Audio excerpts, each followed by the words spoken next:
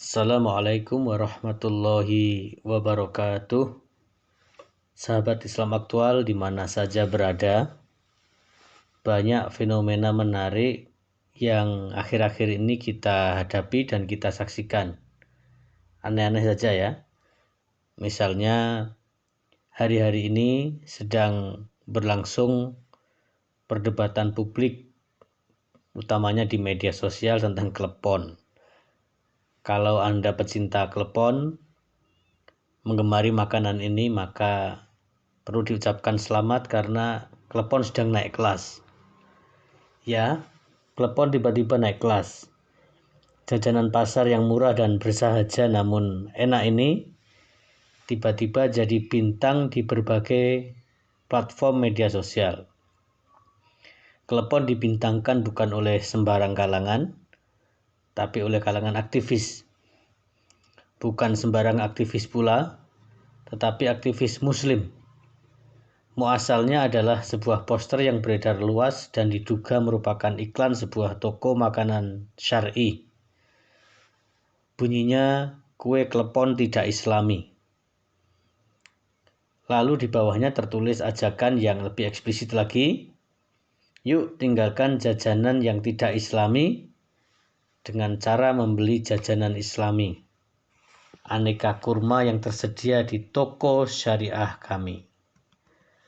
Terus terang saya tidak punya info yang memadai untuk menilai apakah iklan itu fakta atau rekayasa, satir atau serius.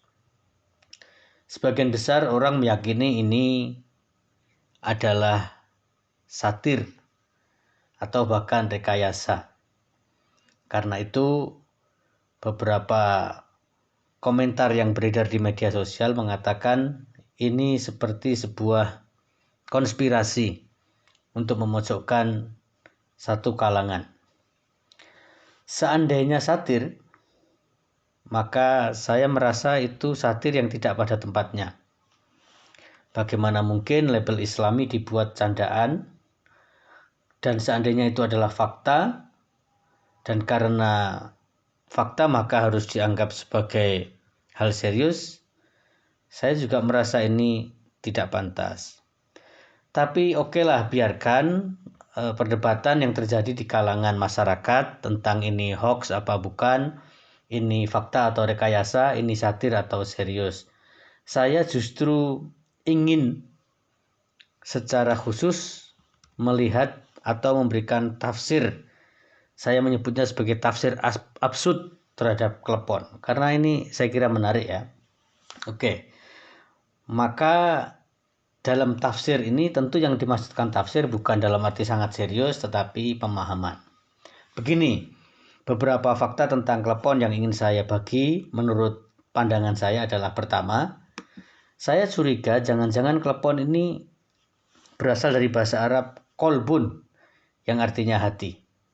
Harus saya tegaskan, kolbun pakai kof bukan pakai kaf. Karena jika menggunakan kaf artinya bisa lebih absurd lagi. Ya kan? Tentu teman-teman tahu kalbun itu artinya anjing. Ini absurd dan spekulatif.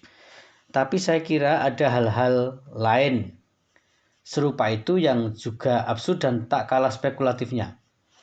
Sebut saja spekulasi yang menyebut janur. Daun kelapa yang masih muda dan berwarna kuning itu dianggap berasal dari bahasa Arab ja'an-nur. Ja'an-nur itu artinya datanglah cahaya atau cahaya yang datang. Dan spekulasi ini dihubungkan dengan fakta islamisasi di tanah Jawa yang menghadirkan cahaya Islam setelah tanah Jawa berada dalam cengkraman kegelapan faham animisme dan dinamisme yang membelenggu. Atau contoh lainnya adalah tokoh antagonis dalam dunia pewayangan yang bernama Togog.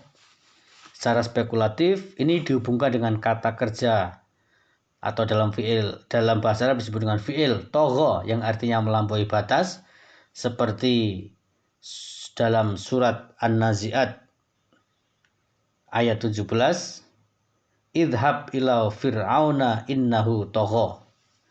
Perintah Allah kepada Musa, pergilah kepada Fir'aun karena dia melampaui batas. Atau dihubungkan dengan kata toghut yang maknanya sesembahan selain Allah, seperti dalam surat An-Nahl ayat 36 yang melarang kita untuk berdekat-dekat atau perintah untuk menjauhi toghut.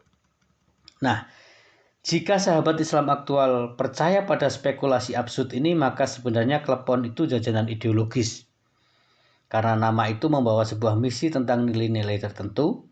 Dengan menelisik akar katanya, maka klepon dalam arti hati yang berarti kolbun tadi sebenarnya membawa misi pendidikan atau tarbiyah dan pengadaban atau takdib yang pada saat bersamaan berdimensi syar'i dan sufi sekaligus. Nah, sampai di sini kalau Anda setuju, mari kita lanjutkan. Absurditas kedua adalah bagian paling luar klepon dilapisi parutan kelapa berwarna putih, ya kan? Warna putih itu lambang kesucian. Maknanya itu mengandung pesan tampilkanlah diri dalam balutan-balutan luar yang menyejukkan pandang.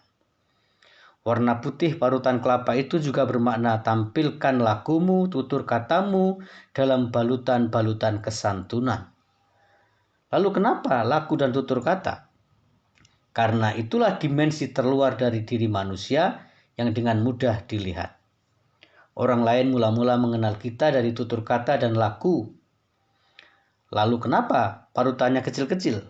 Parutan kelapa itu dengan berbentuk butiran kecil itu, lalu parutan kelapa itu mudah menyebar dan menempel, merata. Dalam hal ini kemerataan adalah simbol egalitarianisme. Maknanya salah satu akhlak yang bagus atau yang baik itu adalah menjadi egaliter, dan untuk menjadi egaliter kita mesti menjadi butiran-butiran kecil.